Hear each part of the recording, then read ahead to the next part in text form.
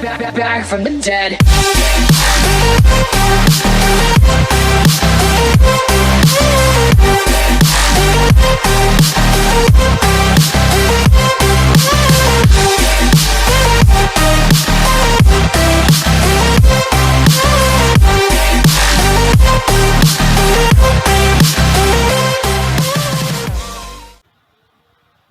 Hey, Jets fans, welcome to the Jets Wire podcast. I'm Danny Analonis with my co-host Brendan Bruder. What's up? All right, and we're going to be talking about the Jets and Miami game this week. So, Brendan, how about you go first and talk about what you thought? Oh, well, I thought it was a pretty good game for the Dolphins, to be clear. Jets played a horrible, horrible game. The defense just couldn't keep up with Miami. Yeah, well, the thing is, what really went wrong for the Jets, and this was something I noticed, is not only was the play calling off, the defense was off, and that's despite the 2 interceptions that we had. That Marcus May interception was really great. But the offense could never get anything going, and anytime there was any hope of any drive that was starting to get going, it would get backed with sacks and penalties and interceptions and all this crazy stuff. I mean, there was this one drive early in the game, at the end of the first quarter, when the Jets were moving, and they were in the other side of the field. They got around the 15, and then they had a penalty, a 15-yard that was on a second down, and the next play they got a huge sack. So then they were forced out of field goal range around like the 43. So that was just pretty much a symbol for what was to come. We saw in the fourth quarter it was the grounding call that brought him back. It was like a 3rd and 1, and then Flacco threw it away. It was grounding. This is something I noticed with Flacco throughout the game. He tends to throw it away without even having any sense of extending the play. I mean, he's just so quick to just get that ball out of there and then just release it and just say whatever, that play's gone. That was something that happened throughout the game, especially in the end of the game. In that last drive that Jets had. Sometimes that can be a good thing, and sometimes that is a very bad thing. I mean, I'm all in for you saying, hey, this is a broken play. I don't want to take a sack. Let's just get it out of there.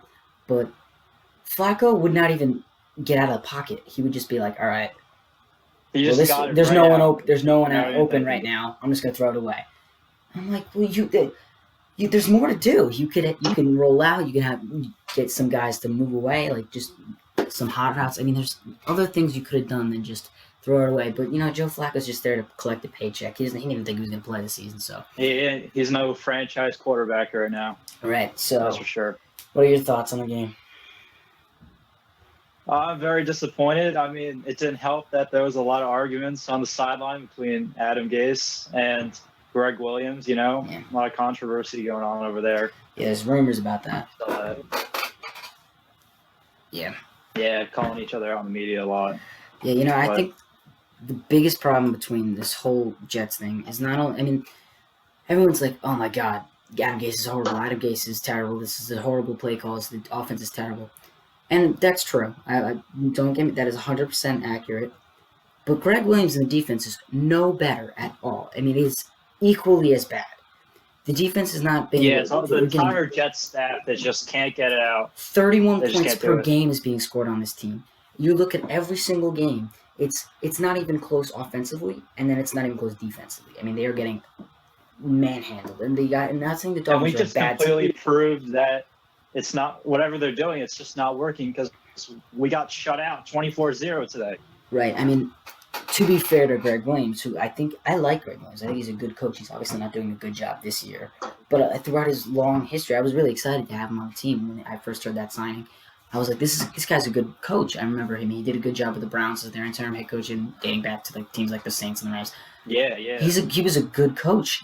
And even last year, we had the second best run defense in the entire NFL. So I was really psyched about this year for this defense. Even with the loss of Jamal Adams, there was some additions that I liked, like Pierre Desir, who's played pretty, not even good, but 3 interceptions speaks for itself, but he's still not that good. I think DBs continue to be an issue outside of Marcus May, who's playing okay. He's definitely played better, had a better game this week. But the big problem is pass rush, and that's been a thing for years with the Jets. We thought we had something with Quinn Williams. we seem to be wrong there. He's outside of the San Francisco week. He's done horrible every single week, and there's obviously losing to a whole team of just second stringers. Yeah, I mean, this is the thing about the Dolphins, and I don't want to undermine the Dolphins. The Dolphins are not a bad team. That's something I'm hearing from people. It's like, oh, you lost the Dolphins. But the Dolphins are a solid team. They're a team that I wouldn't just mark a W on any week. I wouldn't just say that's a win. We're playing the Dolphins. That's a win. Because this team could put up a good fight. We saw that against San Francisco when they absolutely killed San Francisco. And San Francisco's not a bad team. But, I mean, the Dolphins, they aren't anything like... This was our easiest game going forward because the schedule does not give us a break. I mean, next week, we got the Bills and then the Chiefs and the Patriots, and the Chargers is a little bit of a break, but still 100 times better than the Jets. And the Chargers aren't even that bad. They have a pretty solid defense, good receiving core. Justin Herbert looks like he's doing really well. So, I mean, it seems like there's constant problems. And not to mention that we got the Rams and Seahawks and Browns and Ravens against Miami. Yeah. I mean, hopefully we win our second match against Miami. Yeah, I mean, I think that's where a diversion of Jets fans. There's a division there of some Jets fans who really, really want Sam to be the quarterback. And if we get a win or get a few wins, that'll happen, it seems like. But if we lose every single game, which if you're asking me is, I mean, just without me saying if I want that or not, which we'll get into a little later, I think it's going to happen. I think we're going to lose every single game. We're going to go 0-16. We're going to have the number one overall pick, and we're going to have to make a decision with Sam Darnold. So there's definitely some different mixed opinions there if we want to lose every game, but it seems like we're going to. Not only because our schedule is so hard. It is likely. But we are so bad. We're an awful team. There are literally 3 players who I'd say those are good players, and I don't even know if they'd be good players on other teams. And Marcus May, and those players would be Marcus May, who's a really good player. But, I mean, like, I think he's doing a great job with the Jets, and he's getting his time to shine this year. But, I mean, like, put him on the team, how great does he do? Because he's just, like, the one bright star in a defense mixed with mediocre and awful. I mean, so...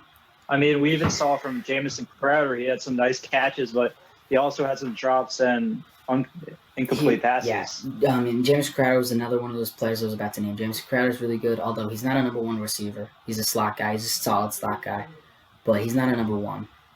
And then Mekhi Becton is a good player. He was out this week. He's been out the last 2 weeks. Yeah, sadly. He's a good player. Yeah, I mean... He looks good. And I think he's the only player I'd say is a franchise player on this team so far. Because as much as I like Sam Darnold, and as much as I like some players on this team, none of them are franchise players. Like, I like Rashad Perriman had a good week, had a good game this week. Jameson Crowder has played pretty well this season. I wouldn't say that any of them are franchise players. They're having good. I mean, I'm not saying Rashad Perriman's having a good year. He's been pretty disappointing, but we're not playing great. And when you see some players who are looking a little bit better, it makes you feel, oh, maybe these players are just in a bad spot. But to tell you the truth, none of them are going to... I don't see any of them in our long-term plans outside of maybe Marcus May, who I really hope is in our long-term plans, and Mekhi Becton. I mean, I can see this entire team looking extremely different next year, and that's including Quinnen Williams, who's only in his 2nd year, and Sam Darnold, who's in his 3rd year. But we'll get into that later. You know, and sadly, like, we're seeing how COVID-19 is really affecting the NFL with, like, all these injuries because we didn't have enough practice time. So all these players, all these great players getting injured. Well, I have a question for you. How much do you think the practicing and all that really affected this Jets season? Do you think maybe if there was a normal season, we'd be a little bit better, or do you think it doesn't matter, we'd still be awful? I think we might have been able to get at least 1 or 2 extra wins by now if we had more practice time. I mean, I think the games to win already happened. And there's no hope for this season. Let's just be clear about the season's over. Oh, yeah. But if we're looking back on the season, we're saying, what games could we have won? They already happened. There's no games in our future outside of maybe the Dolphins and Chargers that I can say, hey, maybe we can win. Everything okay? Mm-hmm. Okay. Yeah, so outside of that, there's the games that happened that we could have possibly won. that they happened. I mean, the Broncos was a game we could have won. I mean, I don't like to say the Cardinals was a game we could have won. San Francisco, we should have won. There's so many injuries. We could have won that game. But yeah, it was so easy. But and then the Cardinals game we could have won because I mean, to be honest, that first half the Cardinals didn't look great. Forget about what the score was and what that final was. Cardinals did not play great football.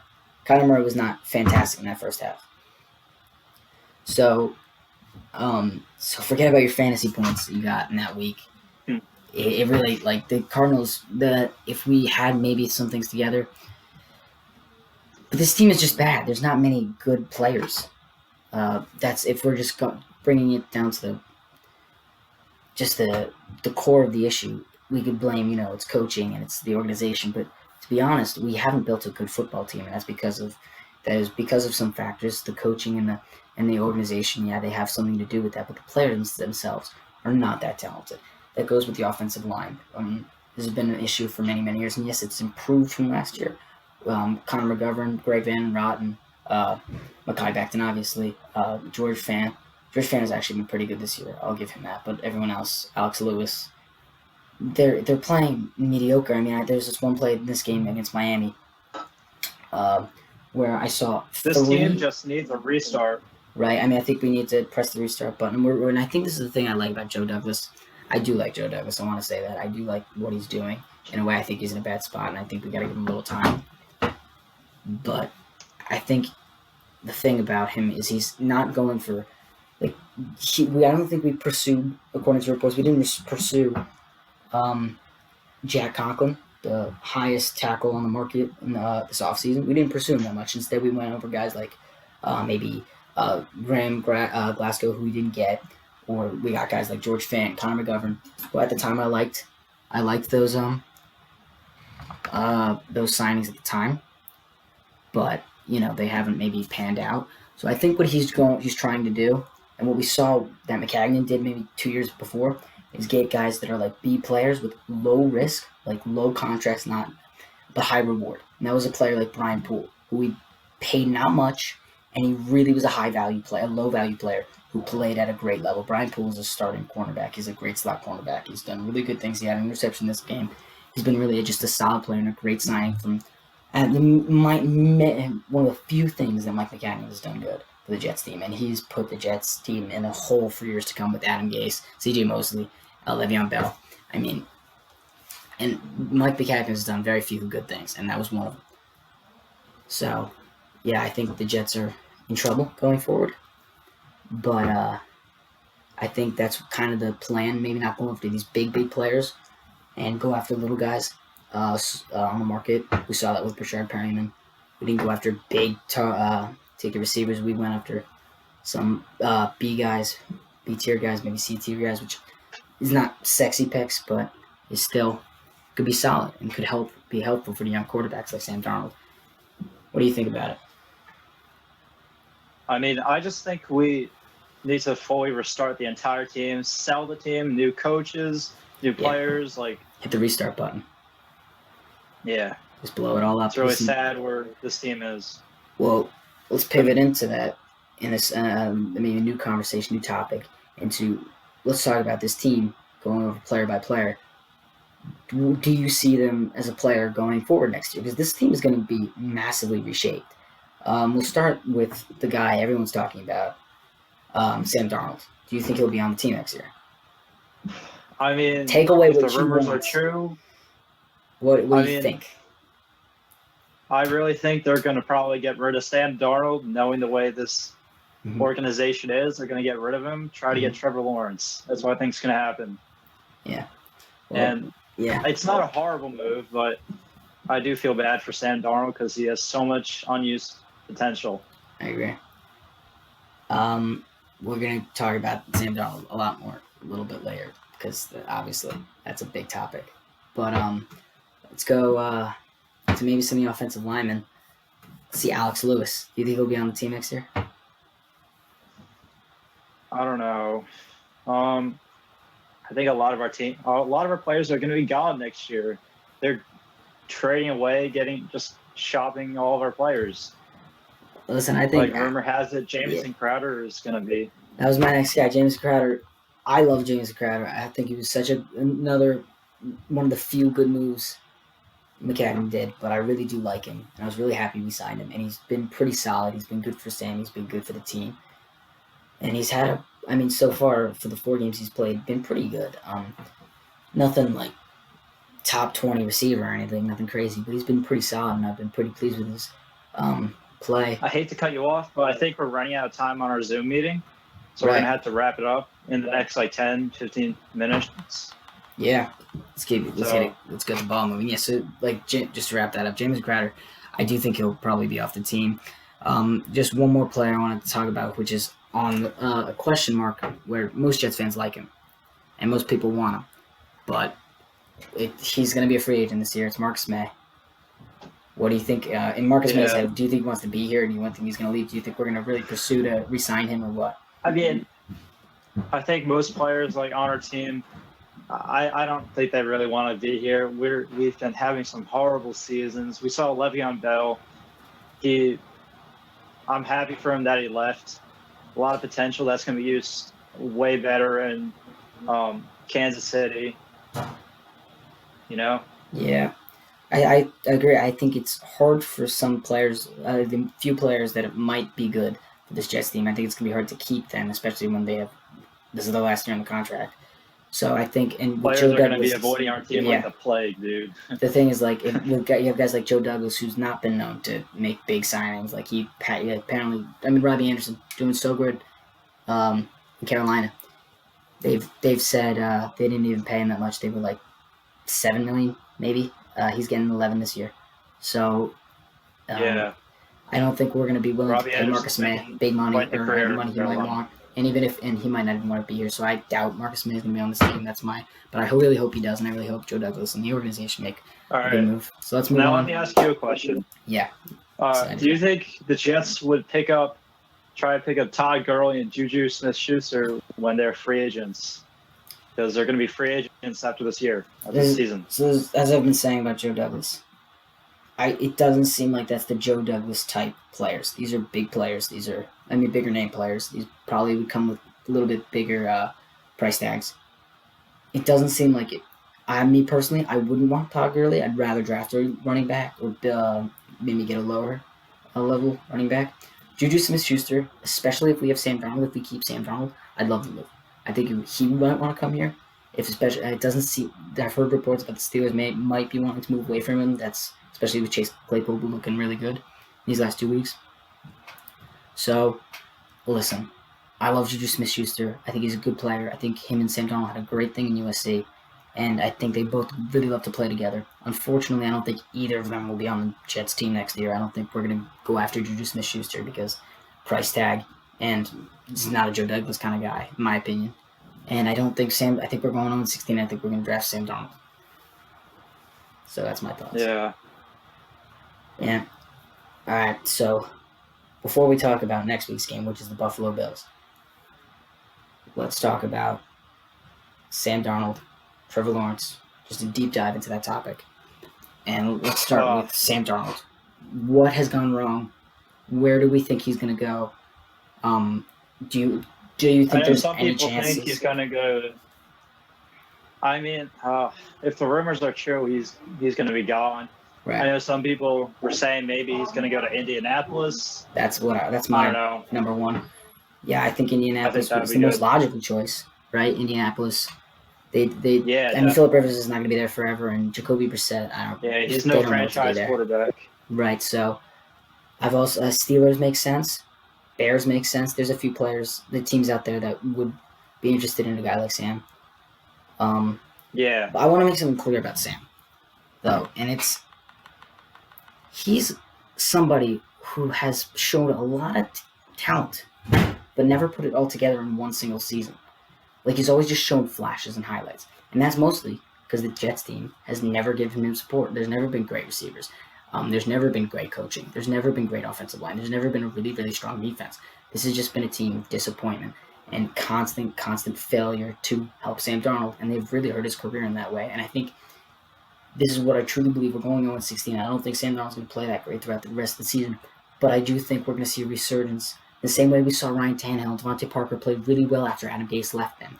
Adam Gase leaves these just horrible little pieces of these players, and as soon as they leave, they get instantly better. And I think that's going to kind of be in the same way of Sam Darnold. He's going to get away from Adam Gase, and he's going to do a lot better without him, and he's going to move on to a team like the Colts with better receivers, better offensive line. Colts have a great offensive line. Steelers have a great offensive line. Bears have a pretty solid offensive line. They have pretty good weapons. All of those teams have pretty good weapons. I think we're going to see it'll really help. When Sam Darnold came into this league, I kind of had hopes he could really just be one of those guys who can carry a team, put maybe bad receiving core, and be just an athletic guy. He hasn't been that, unfortunately, but that doesn't mean he's a bad quarterback. He's just a regular quarterback like every single other quarterback in the NFL, outside of Patrick Mahomes, Lamar Jackson, and Russell Wilson. But, yeah, I think Sam Darnold still has a lot of potential, and although I don't maybe want Sam Darnold on the team for the Jets going forward, I do kind of want Trevor Lawrence. That's my personal opinion. I do still love Sam Darnold. I still really root for him, and I still believe he'll be a good quarterback. I've been saying this for many, many years, how I do think, or a long time, about how if he were to move on from the Jets, I still think he'd be a successful quarterback. Yeah, I mean, I'm very undecided on whether I want Trevor Lawrence or Sam Darnold next year. I'm still thinking about that, but we'll just have to see what happens. All right, let's talk about the Bills game next week. Yeah. Thoughts on that? Yeah, I mean, I think we both agree we're going to lose, and it's not going to be pretty. Josh Allen and the Bills have been way better than I thought they would be this year. I mean, I did like Josh Allen going into the season. I did like the Bills' defense. They've been much better than I expected, for sure. But we saw something last week, which was important, and it's Josh Allen's failure to succeed against a solid, strong defense. Now, to be fair, it might have just been a bad game. But this has nothing to do with the Jets, because the Jets have a terrible defense and will still probably stomp all over them. But Josh Allen might not be an amazing, he's a top 5 quarterback right now, and everyone says he's an MVP candidate. I don't think he's that yet. I think he could be in the future. I still don't think he's where other people see him, because he's in such a trash division outside the Patriots. And, I mean, the Dolphins aren't all put together. They've been kind of playing crappy teams, or crappy played teams. I mean, San Francisco's not a crappy team, but they played just really bad last week. So, I think every week we see when two teams play, there's something that happens. It's not just one loses and one wins. There's something that's being told about one of those teams, and it's that. So when the Titans and Bills played, we could take two things away from that. A, the Titans are really good, or the Bills and Josh Allen. This is the first time they've really played a solid defense and struggled. And I think that's the big takeaway from that game. And the big takeaway from this game against the Jets and the Dolphins was that it's more obvious than ever that Adam Gase needs to be fired on Monday. Clearly, I think he should be fired tomorrow. Probably won't happen, but fingers crossed. Yeah, seeing the way Chris Johnson handles our team, it doesn't look like Adam Gase will be fired yet. Yeah, but I mean, Adam Gase isn't. I think Adam Gase. To briefly talk about Adam Gase, he's been horrible. His play calling's been terrible. He's rarely made good decisions, even in this Dolphins game. We didn't really dive too much into Adam Gase in the Dolphins game, but it was terrible. If you didn't watch, it was his play calling. He refuses to make the smart decision on going for it on. I mean, you're in the fourth quarter, you're down 24 points, you need to go for a fourth down. He decides to kick a 55-yard field goal, and they miss it. And he's just jerking away some of our best players, like Robbie Anderson and then Le'Veon Bell. Yeah. I mean, Le'Veon Bell, I didn't hate the move going from Le'Veon Bell. Obviously, it wasn't working. It wasn't a good fit, and it's not Le'Veon Bell's fault. It is Adam Gase's fault, but it's not a bad decision to move on from him, because he was just going to eat up the cap, and he was just going to use up more playing time that other players could use. I think it was not a terrible decision. I don't even blame that on Adam Gase. That's more of a Joe Douglas call, and I'd back that decision. So to briefly go over to Adam Gase and when he'll be fired, I bet he'll be the coach for all 16 games. That's kind of the MO for the Johnsons. And I bet he'll be replaced by either one of three guys. Arthur Smith, from the offensive coordinator for the Titans. B, Eric Bieniemy, who I don't think would really want to go to the Jets. But I think would be he's the best head coaching candidate in the entire NFL right now. Or finally, we can go Greg Roman, who is the offensive coordinator for the Ravens. And then there's some other options out there too. There's There's Dan Quinn, who just got fired from the Falcons. I'd be okay with that, honestly. I think. Yeah, I would. Listen, be definitely okay anything's with that better than too. what we got. And then I've been hearing a lot of reports that Joe Douglas would probably look to some college guys. There's that Iowa Yeah, I State have heard head that coach, too. who I'm forgetting his name, but the Iowa State head coach. I'm blanking right now. But and then there's Dabo Swinney. Dabo Swinney is the Clemson head coach. That would be a good move if we're going for Trevor If Lawrence. we got him and we got Trevor Lawrence. Well, the that big would concern be is quite the if we duo. get one, Trevor Lawrence might not even want to be on the Jets. But if we have Dabo Swinney as our head coach, he'll definitely come. I don't think we're getting Dabo Swinney, but still, that'd be an interesting choice. And something to say about Trevor Lawrence, people who might not know. He is one of the best quarterback prospects of all time. He's being already labeled as one of the greatest quarterbacks in college history. And whether you agree with that or not, that's just what real analysts are saying. He's one of the greatest college quarterbacks of all time. He's got everything. He is 6'6". He's huge. He's huge. He's Cam Newton height. He's mobile. He's got arm strength. He's got leadership ability. He's accurate. He's everything you want in a quarterback. And he's just got confidence. And I think the problem people are saying, oh, Sam Darnold. If Sam Darnold can't do it, why could Trevor Lawrence? Trevor Lawrence is about 5 times the NFL player that Sam Darnold could ever dream to be. And I'm not saying Sam Darnold's bad because of that. Trevor Lawrence has a lot of potential as a prospect. And we don't even know how Trevor Lawrence is going to play, and maybe he'll just be a huge bust. But if you ask me right now, who would you rather on this Jets team? Who do you think would succeed more, Trevor Lawrence or Sam Darnold? I'd take Trevor Lawrence because one, he's just got better skill set, better attributes, better accolades. And Sam Darnold, we've seen him play. He hasn't really done anything with the Jets. That's not his fault, but And just to give you a comparison, Deshaun Watson was the quarterback for Clemson just a little bit before in 2016, 2017. Just a little bit before Trevor Lawrence came in. He won a national championship with Clemson. He was a great quarterback for Clemson. Trevor Lawrence is about 3 times the college quarterback that Deshaun Watson would ever be. And Deshaun Watson is a top 5 quarterback in the NFL right now. And Deshaun Watson went to a crappy team. The Texans were a crappy team with a bad offensive line, bad coaching, bad organization, mad defense. The only thing they had was DeAndre Hopkins. Fixed them up really well. Yeah, he really made a turning point. Trevor Lawrence was so maybe we don't have DeAndre Hopkins. We might have better coaching next year, so we might have that. Trevor Lawrence is such a better player, was such a better college player and was a better prospect than Deshaun Watson. We'll have to see how that all goes down, but just to give you a comparison on where that is, I'm not saying he'll be Deshaun Watson. I'm not saying he'll be better than Deshaun Watson. The Jets destroy careers. That's been known. But we will have to see. I'm really on board with Trevor Lawrence. I'm on board for tanking. There's been reports of us looking to tank. If we want to tank, let's just keep Joe Flacco in. Honestly, he's been awful. But that's my opinion. Darnold. And for Jets fans who aren't on board with Trevor Lawrence, I hear you. I still love Sam Darnold. I still really dream of him being my quarterback. I really wanted this to work out, and I still think he's a good quarterback. But you also have to look at this side. If you really like Sam Darnold, you have to know to let him go, because this is a horrible situation for him. Sam Darnold should be trying to lose every single game if Sam Darnold is smart, to get the hell out of the Jets organization. He should try and go 0-16. He should just throw the ball at the dirt every play because he needs to get the hell out of there. Yeah. I feel horrible for Sam Darnold, but I still have hope, and I think a lot of people should. And with a team like the Colts, the Steelers, the Bears, I think it'll get better. And that's my thought. All right. Any final thoughts before we wrap up tonight's episode? No, it pretty much covers it. All right. Jets fans, we'll see you next week.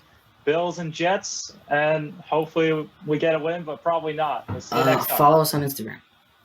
There. Yeah. Jets Wire. Jets _wire, all lowercase. Follow that. Updates. All right. We'll see you later. Back from the dead.